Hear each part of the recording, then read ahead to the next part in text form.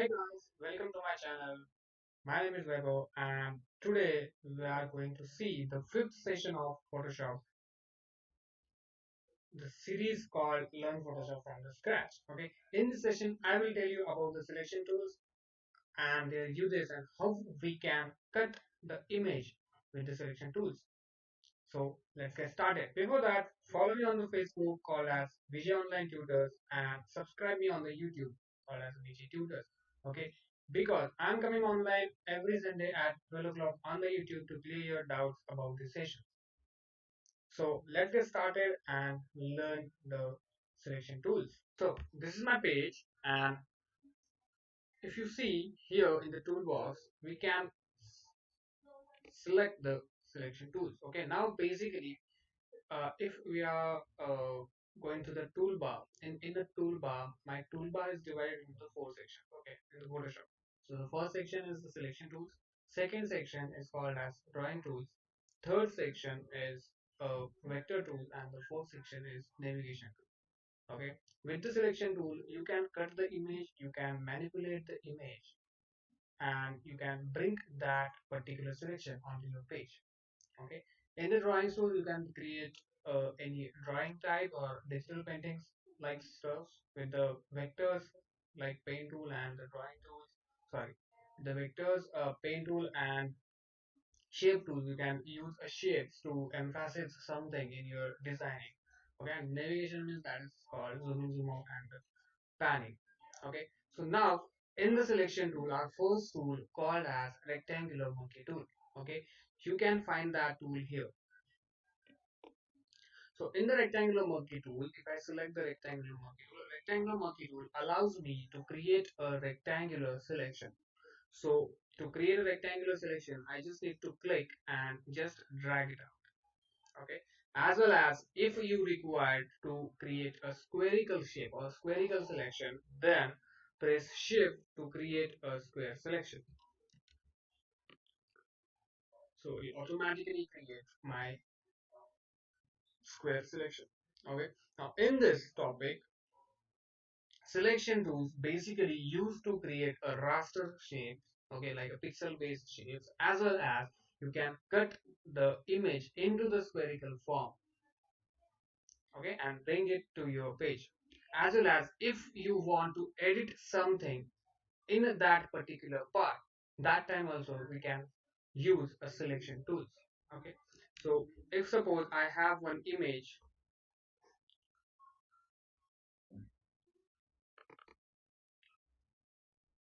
I have this image for example and I just want to edit this particular part. So I select that part, and if I'm doing anything in this, like I change the brightness contrast or I change the labels, so that changes will be appeared only on that particular selection. This selection means what? Selection is allows you to select that particular pixels from the image. Okay, and whenever you open the image in the portrait, it will automatically convert into the pixel space. Okay, so with the selection you can create something, like if you want to create a shape in the raster, as I told you, we can create a shape as well, or either you can change anything into the image, or suppose if you want to bring that particular selection onto your page, that also you can do. So for that, revise our last lecture. So first I select that part which I want to on my page.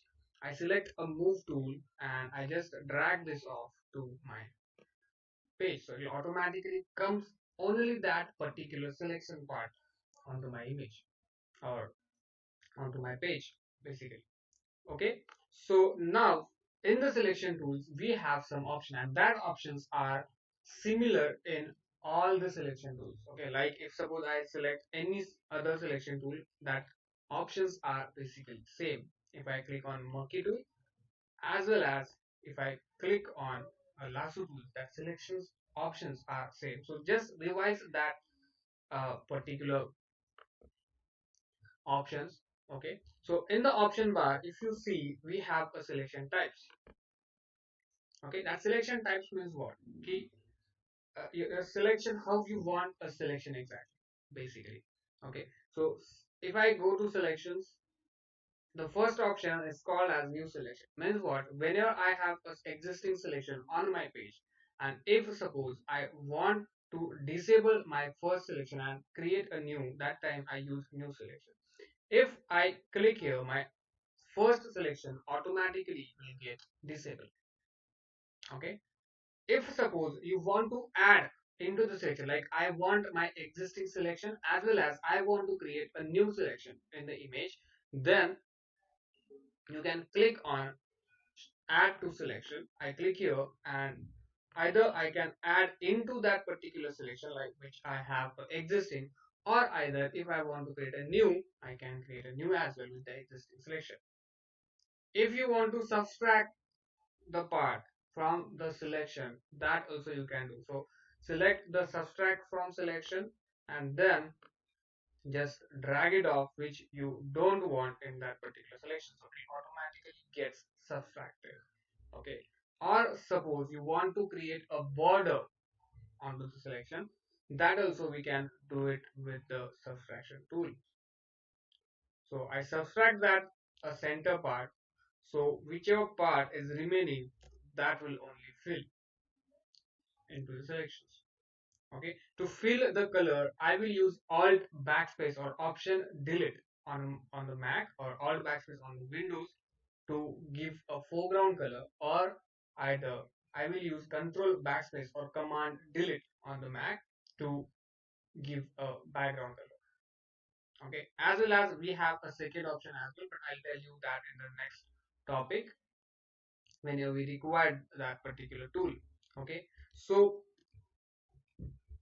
with the subtraction you can subtract the selection or subtract from the selection, okay, which you don't want exactly. Now I the fourth option we have that's called as intersect from selection, that allows me to create or either the common part of the both selection, it will only remain other selection will automatically get disabled. How? See, I want this part only, so I just select this one, so it will remains the same, other will automatically get disabled. Okay, it's totally easy, it's very easy, just need to understand the working of that particular options. Okay, now the next option we have that called as feather. Feather allows me to blur the edges in the selection, so whenever we have some realistic cutting, like if suppose I'm creating some album design in the Photoshop and I want to cut out the that bride photo. Okay, so that time and I want to change that particular background of the bride photos, so that time I need to select that bride, right? So that time I need to give a feather. If suppose I don't give a feather, then what will happen exactly? See, if I don't give a feather, I'll keep it on 0 only. I create a selection here, I create a new layer and I press alt backspace. Okay, so this is my rectangle without a feather. I create one more rectangle with the feather of 5 pixels. Suppose, and I use alt backspace. So if, as you can see, my feathered rectangle is a bit of blur on the edges. So basically feather allows me or feather gives me the blurred edges, so it is look like a merge in the background. So whenever you have a realistic images cutting, that time you should use a feather. Now the question is how much feather we should use when we are doing a cutting. Okay, so that is 0.1 to 2.0 for the realistic thing, and if you want to create some effect using the feather, that time you can use as much as you want. So it totally depends upon the effect, what effect you want exactly, that that much of feather you can use in the design. Okay, now with this tool we are going to create a collage mode. Okay, so in the last session we also create a collage but with the different types of images. Okay, now this time we have a challenge, like we need to create a collage from the one image only. Okay, so like we want to create a collage effect basically from the one image. It should look like a collage effect. Okay, so how we can do that? I will just close this tab. I open one image. I have one image, and you should also choose a similar type of image. Okay,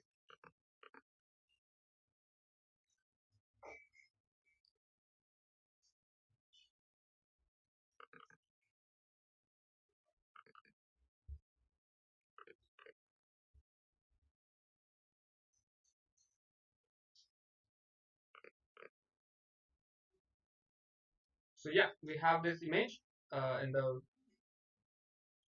Photoshop. Okay, so now on this image, I want to create a collage type effect, something like that. Okay, with the rectangular selection tool. We'll use only one tool and some options to create that particular effect. So I select a rectangular multi-tool. First, I click on the new selection because I want a new selection every time. Okay, so I click on the new selection and I select this part, this much of part. Okay, now I want to copy that part onto the another layer. Okay, why it is required? Because if suppose in the future I want to edit something on that particular part, so I can edit it easily. If suppose I do effect on the same layer, then it will be a bit of difficulty to create any changes in the future. Okay, so whenever you are creating something, make sure you should use a layers. Okay, or you should convert that part into the layers.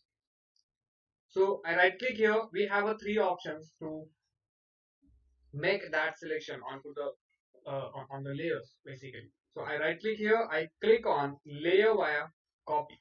Okay, so whatever selection we had, it will automatically comes on the different layer. Okay, so this is the first part. Second thing, whenever you are creating this effect, make sure your feather should be zero. Okay, we don't want any blurred edges on my effect. So I select this much of part. Second option is Control J, that is shortcut. So you can use that shortcut to make it a duplicate layer. And the third option is go to layer, new, and layer via copy. So automatically it comes on layer. Okay. To disable your selection, press Control D on the keyboard or Command D on the Mac, as well as you can go into the select bar, and in the selection you have an option called deselect. So we have this selection. So I select that particular layer.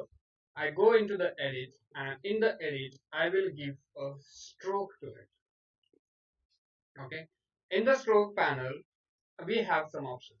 Okay, like how much width you want exactly. So you can give a width that is, I want a 10 pixels, so I'll keep it on a 10 right now. So the by default it is 0.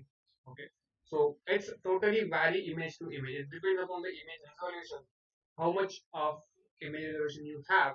So that stroke will be appeared accordingly. So I have right now the good image resolution, so that's why I'm keeping it on 10 pixels. Okay, if you have a low resolution, then keep it more or keep it less.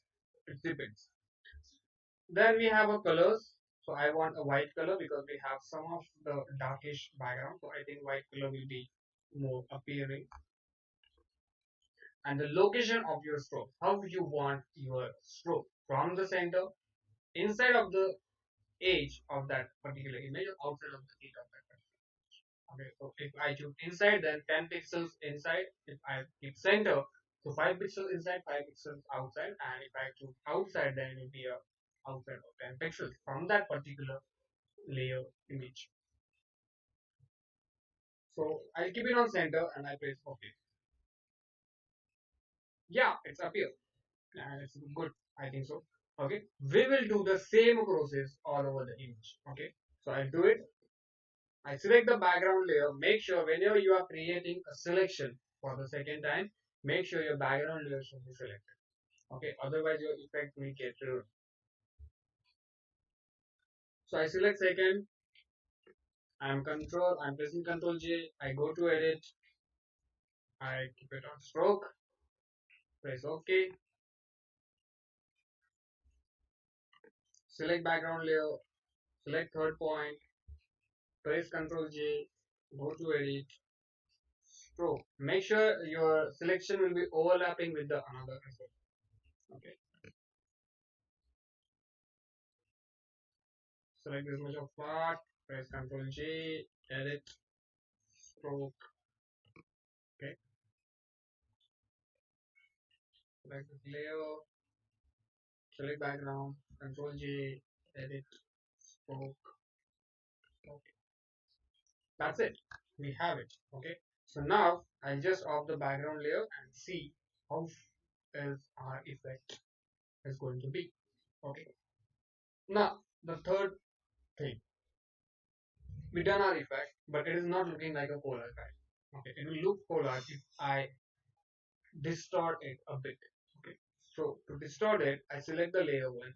I press Command T or Control T on my keyboard so it gives me the transformation tool. And I just rotate this. I right click here, I click on rotate, and I just rotate this a bit. Okay, not so much. Make sure. Okay, we don't want to distort our image. We just want to create an effect from that image. So Control T.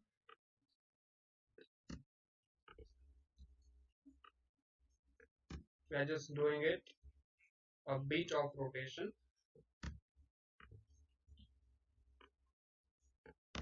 Now create a new layer in the bottom. So I select a background layer and I create a new layer and give a darkish color. Okay, so I select color. I go in the color panel. In the color panel, I will use this color and I'll just drag it to the little bit of darker side.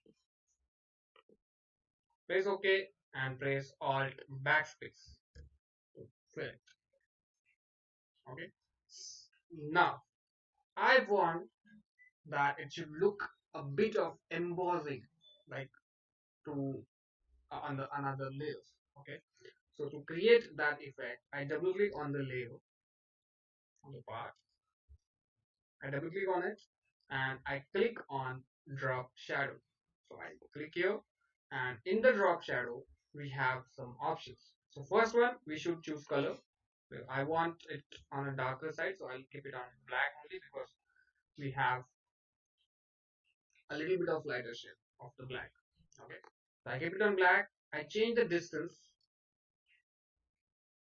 not so much. Make sure I don't want sprayed much off, and I just change the size of it. That's it, looking good. Cool. Press OK. Now this effect I want on my layers. Okay. So I'll right click here on the first layer which we have effect. I click on copy layer size. I'll copy that layer size and paste it on each and every layer.